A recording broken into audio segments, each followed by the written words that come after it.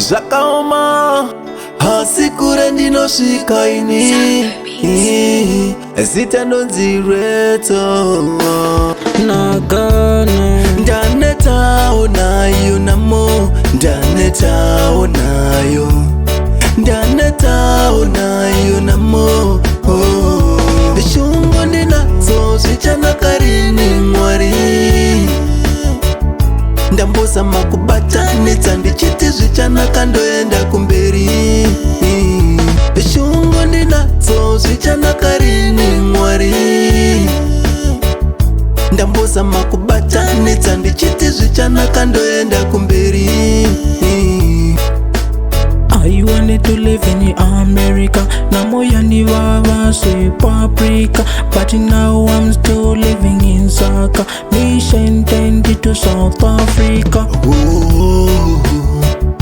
Ndizo ye zvamakatirongerao Mwari, ndizo here idzwayo kuchema shungu ndinadzo zvichanaka rini Mwari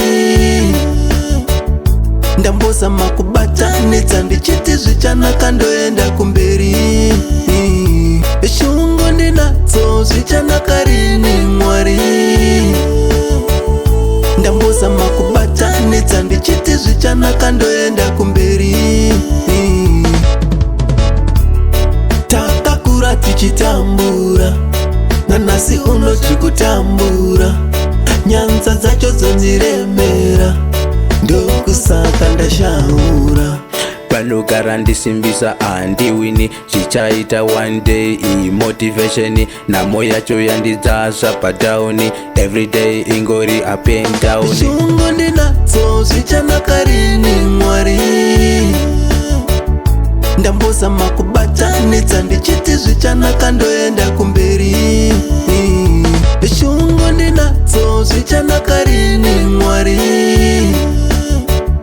ndambosa makubatanidza ndichiti zvichanaka ndoenda kumberi.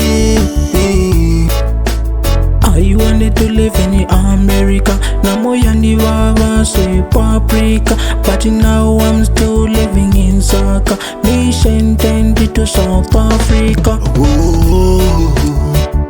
Ndizo ye zvamakatirongerao Mwari, ndizo here idzwayo kuchema shungu ndinadzo zvichanaka rini Mwari ndambosa makubatanidza ndichiti zvichanaka ndoenda kumberi shungu ndinadzo zvichanaka rini Mwari